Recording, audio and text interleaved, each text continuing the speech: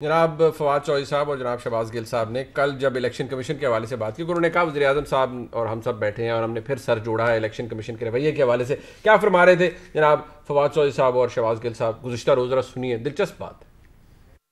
Election commission के मामले के ऊपर दोबारा हमने सर जोड़ा है और हम समझते हैं कि जिस तरह से आज़म सवाती साहब के ऊपर और मेरे ऊपर जिस किस्म का show cause notice election commission ने दिया है वो ज़्यादती पर मबनी है और हम समझते हैं उसको फ़ौरन विड्रॉ करना चाहिए। पाकिस्तान तहरीक इंसाफ की जो पूरी कोर कमेटी थी इंक्लूडिंग प्राइम मिनिस्टर साहब, उनका बड़ा तशवीश था कि जमहूरी मुल्कों में ये जमहूरी रवैये नहीं है कि बात करने की भी आज़ादी ना दी जाए। जमहूरियत में जैसे आप भी बात करने की आज़ादी मांगते हैं तो चौधरी साहब ने या आज़म सवाती साहब ने भी बात की आज़ादी ली थी। बात की आज़ादी ली थी और बात करने की आज़ादी तो होनी चाहिए। अगर पाकिस्तान तहरीक इंसाफ की हुकूमत में बात करने की आज़ादी नहीं होगी तो कहाँ होगी? लेकिन मसला ये है कि बात करनी चाहिए ना। वो जो की गई थी क्या वो बात थी और आज़ादी राय जो है उसका इजहार था?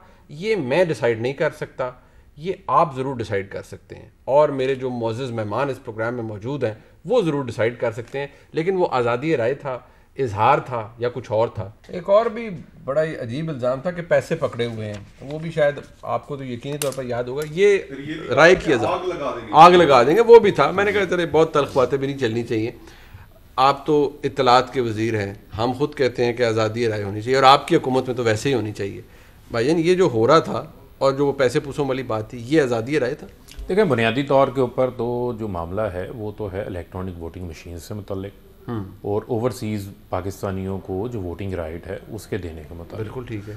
अच्छा चलें, जो वोटिंग राइट का मामला है ओवरसीज़ को उस हवाले से सुप्रीम कोर्ट भी कह चुका है और पॉलिटिकल पार्टीज़ का जो 2017 का एक्ट है जिसको पीपल्स पार्टी, नून लीग, बाकी तमाम पार्लियामेंट में जमातें जो मौजूद थी वो पास करने के अंदर पेश थी। ठीक है। उसमें बड़ा वाज़ेह लिखा हुआ है आर्टिकल 94 में कि आप जो है वो राइट भी देंगे, उस हवाले से पायलट्स भी करेंगे। मुझे आपसे कोई डिसएग्रीमेंट नहीं, मुझे नहीं, आप मेरी बात सुननी पड़ेगी आपको। आपने तो आपकी बात तो पूरी सुनी है, आपको मेरी बात नहीं सुने ना। मैं तो कह रहा हूँ ये मेरे सवाल का जवाब नहीं है। नहीं, आपके सवाल का जवाब ये आपको लगता है ना नहीं है? नहीं है ना। मैं कह रहा हूँ ये आज़ादी राय है। ये आप मुझे तो आज़ादी राय दे देना, मुझे तो आज़ादी राय दे देना मनीष साहब। आज है साढ़े सर, मुझे तो आज़ादी राय दे देना। कहते ना he can spin us all day around। नहीं सर, मैं कोई स्पिन नहीं करूंगा, मैं बिल्कुल सीधा स्ट्रेट फैक्ट्स के ऊपर आऊंगा। देखें, चाहे आर्टिकल 94 है वो ओवरसीज को वोटिंग राइट देने के मुतालिक है, ईवीएम जो है वो आर्टिकल 103 या 104 गालबन इलेक्शन एक्ट का आपका मौजूद है, उसमें भी लिखा है कि आप पायलट्स करेंगे और आप ईवीएम करेंगे।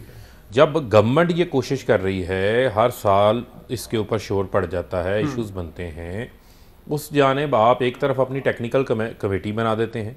टेक्निकल कमेटी का भी इजलास होता ही नहीं है, आप आगे कहते हैं कि जनाब ये 37 एतराज़ात आ गए हैं जिसमें से 27 से 28 एतराज़ात वो इलेक्शन की आपकी अपनी कैपेसिटी से मुताल्लिक बिल्कुल ऐसे ही, जिससे एक तासुर बहुत ज़्यादा उभर के सामने आता कि आप जो है वो गवर्नमेंट जो रिफॉर्म्स लाना चाहती है जो इलेक्शन को साफ शफाफ बनाने के लिए, उसके अंदर आप जो है वो आगे नहीं बढ़ने देंगे। आपके पास अच्छा चले आपकी बात मान ली, ये है कि बस इलेक्शन कमीशन को आग लगा दे, नहीं उन पे इल्जाम लगा दें कि उन्होंने पैसे पकड़े हुए। आप देखें, बुनियादी जरा बात को समझ जाए ना। अब मामला ये है कि अगर आप वहाँ पर अपना किसी ने इज़हार राय किया है, उसके ऊपर इलेक्शन कमीशन ने नोटिस दिया है, अब नोटिस दिया है, जब तारीख होगी वो उसके ऊपर जवाब भी दे देंगे। सारे वजीर जाएंगे क्या करने? सॉलिडारिटी शो करने? नहीं, उसके ऊपर जवाब भी दे देंगे। बिल्कुल ठीक। अगर कोई जाना चाहता है तो जाने में क्या हर्ज नहीं? क्या कोर कमेटी ने जब तशवीश का इजहार किया तो वज़ीर आज़म ने कहा है ना सारों को जाओ भाई 7 वजीरों के। किसी की एंट्री के ऊपर इलेक्शन कमीशन को पाबंदी तो नहीं है। बिल्कुल नहीं। इलेक्शन कमीशन तो सबका है, आईनी अदारा है, सबका है। आप दबाव डालने जा रहे हैं या मॉरल सपोर्ट के लिए जा रहे हैं? सुन लेना, फिर जब हम ये बात करते हैं जी, इलेक्शन कमीशन प्रेस रिलीज एक जारी करता है, ठीक है। उस प्रेस रिलीज के अंदर जो उसकी ज़ुबान होती है वो ज़ुबान इलेक्शन कमीशन की नहीं होती, वो ज़ुबान किसी जो है वो ऑपोजिशन की प्रेस रिलीज की होती है। वो प्रेस रिलीज आप निकाल दें, वो भी आप चला देते तो मामला समझ आ जाता। फजल रहमान साहब आते हैं, मरियम सफदर साहब आती हैं, इलेक्शन कमीशन के बाहर आके कहती हैं, वो कहती हैं आप धांधली में मुलव्वस हैं, इस हुकूमत को बनाने में, धांधली करवाने में आपका किरदार है।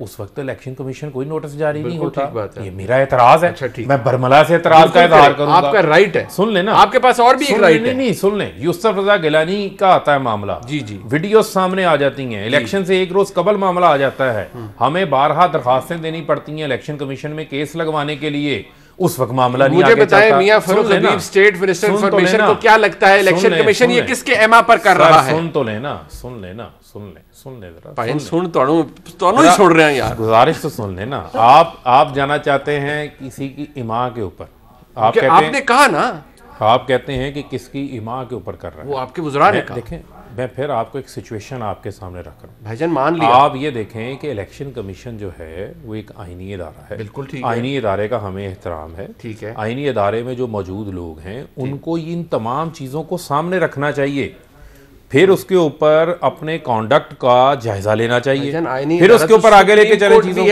अगर आपको उनके कॉन्डक्ट पर एतराज है, क्योंकि आप मेरी अर्ज सुन लीजिए, तो क्या ये बेहतरीन तरीका है कि आप वुज़रा ऐसी बातें करें कि पैसे पकड़ लिए, आग लगा दो, और आप किसी की घड़ी और हाथ की छड़ी और वो इस तरह की बातें कही गई है ना, देयर ऑन रिकॉर्ड, इसीलिए इलेक्शन कमीशन नोटिस जारी किया। आप देखें जो इलेक्शन कमीशन के सरबराह के खिलाफ रेफरेंस ले, सुन लें, ये तो कानून के अंदर मुख्तलिफ ऑप्शंस जो हैं वो मौजूद हैं। बिल्कुल ठीक है। आप उन ऑप्शंस का जिक्र कर रहे हैं, ठीक है। उस ऑप्शन को अडॉप्ट करना है या नहीं करना है, वो फैसला जो है वो हमारा है। बिल्कुल और वो फैसला जो है वो जब मुनासिब वक्त होगा वो फैसला बिल्कुल ठीक है। अच्छा, मैं जरा राणा साहब, फैसला इलेक्शन कमीशन के खिलाफ अगर करना है, अगर रेफरेंस लाना है चेयरमैन जो इलेक्शन कमीशन के सरबराह के बुनियादी तौर पर साफ और शफाफ इंतखाबात पे फोकस होना चाहिए। वो देखिए, हर किसी का यही ऑब्जेक्टिव होना चाहिए कि साफ और शफाफ इंतखाबात होने चाहिए। बट राजा साहब, हुकूमत का डिफेंस ये है कि उनका जो तर्ज अमल है, कॉन्डक्ट है, वो बड़ा क्वेश्चनेबल है और वो पार्टिजन लगते हैं, या उनका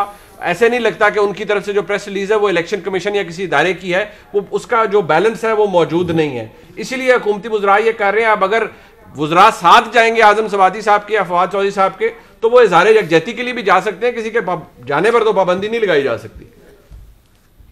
देखिए, पहली तो बात यह है कि हुकूमत को एक चीज़ ज़रा ज़हन नशीन कर लेनी चाहिए कि ये इलेक्शन कमीशन पाकिस्तान सेक्रेटेरिएट में मौजूद कोई हुकूमत की डिवीज़न नहीं है सरकारी। ये एक आज़ाद और ख़ुद मुख्तार अदारा है जिसने पाकिस्तान के बीच में आज़ाद और शफाफ इलेक्शन यकीनी बनाने हैं। ये कोई इनकी हुकूमत पाकिस्तान की कोई पाकिस्तान सेक्रेटेरिएट की डिवीज़न नहीं है, कोई डिपार्टमेंट नहीं है कि जिसको आप कहें कि आपकी मर्ज़ी अगर नहीं चलेगी तो आप जिस तरीके से आप उसको मोड़ते हैं, जिस तरह हुकूमत अपने महकमों से जिस तरह के काम करवाने की कोशिश करती है, उस तरीके से इलेक्शन कमीशन के ऊपर दबाव डाल के उस तरीके से काम करवा लेगी। देखिए, इलेक्शन कमीशन का किरदार ये है कि तमाम सियासी जमातों को साथ लेके चलना, ना कि सिर्फ हुकूमत को साथ लेके जाना और हुकूमती मौक़िफ़ की तायद करना। अगर हुकूमती मौक़िफ़ ये था कि इलेक्ट्रॉनिक वोटिंग मशीन्स या ई वोटिंग जो है वो होनी चाहिए, तो अपोजिशन की जमातों को उसके ऊपर जो तहफ़्फ़ुज़ात थे वो कमेटी के बीच में वो हल होने चाहिए थे। तकरीबन हुकूमत ने 3 या 4 दफ़ा यू टर्न लिए अपोजिशन के साथ इस चीज़ के ऊपर। और देखिए, अगर अपोजिशन जो है, और उसके बाद ई वोटिंग का जो ट्रायल हुआ है, जिसकी मेरे भाई ने मिसाल दी कि ट्रायल हुआ है, जरा ट्रायल की रिपोर्ट्स भी निकाल के पढ़ लें कि ट्रायल की रिपोर्ट्स क्या आई हुई हैं, कि ट्रायल की रिपोर्ट्स क्या आई हैं, ई वोटिंग के ऊपर क्या, कि ई वोटिंग के ऊपर क्या आपकी बात आई और क्या रिपोर्ट पेश हुई पार्लियामेंट में। वो पार्लियामेंट में जो पेश की गई रिपोर्ट है उसको पढ़ के देख लें, और वो आरिफ अलवी साहब जो इनके सदर हैं उनसे ही पूछ लें, वो उस कमेटी सब कमेटी के सरबराह थे जो ई वोटिंग के मामले को सारी देख रही थी। तो ये मैं ये बातें कर रहा हूँ कि ये जब इनकी मर्जी जब इनकी मर्जी नहीं चली तो इन्होंने कहा कि इसको जनाब आप मिल गए उनके साथ, ठीक है, और आप 3 या 4 कम से कम यू टर्न लिए, 3 या 4 दफा इन्होंने कमेटियां बनाई। अच्छा, ये इस्लामाबाद हाई कोर्ट में आके, इस्लामाबाद हाई कोर्ट में जाके मेरी बात सुन लें जरा, इस्लामाबाद हाई, मुनीब भाई मेरी बात जरा सुन लें, जरा सुनिए तो मैं आप जी इस्लामाबाद हाई कोर्ट में जाके इन्होंने एक statement the on record attorney general ने कि जनाब हमारा तो मामला हल हो गया और हम पार्लियामेंट में बैठ के इस मामले को हल कर रहे हैं, और आज तक उस कमेटी की मीटिंग नहीं हुई। बाबर अवान साहब ने उस कमेटी के बीच में उस चीज़ को डिस्कस करने की ज़रूरत नहीं समझी और फिर करारदाद ला के जॉइंट सेशन के लिए उसका रेजोल्यूशन मूव कर दिया।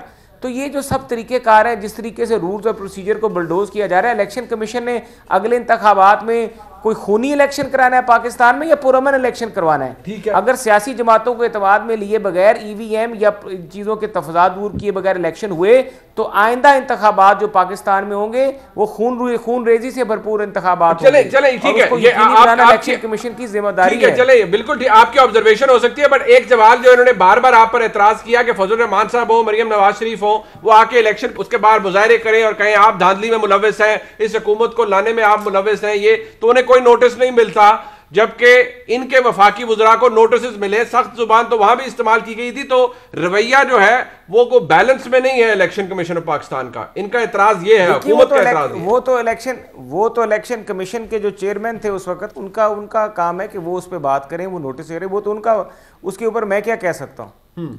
ठीक है, वो जब धरना हुआ तो उस वक्त कहते नहीं सिकंदर सुल्तान राजा साहब बकौल उनके, वो कहते नहीं वो और चीफ इलेक्शन कमिश्नर 6 महीने पुरानी बात है, कौन सा कोई नई बात है। अच्छा चले, और वो चीफ इलेक्शन कमिश्नर जो थे वो चीफ इलेक्शन कमिश्नर भी मेरी इतला के मुताबिक हुकूमत से शदीद वो मुश्किलात का वो भी शिकार थे। अच्छा चले, पिछले वाले थे फॉरेन फंडिंग केस में। ठीक चले, वो बहरहाल foreign funding case, foreign funding में तो ये जवाब नहीं दे रहे 45 करोड़ रुपए का, अगली दफा लेके आओ ना जवाब जरा। रसीदे चले, आपने ये भवन दास कौन है, कहां से आए हैं ये झुमके? एक डकैती होती है और एक और आपने तो डकैती की है सीधी सीधी। अच्छा यहाँ अब आपने तो सीधी सीधी डकैती की। रसीदे, चले ये रसीदे और झुमकों का जिक्र आ गया है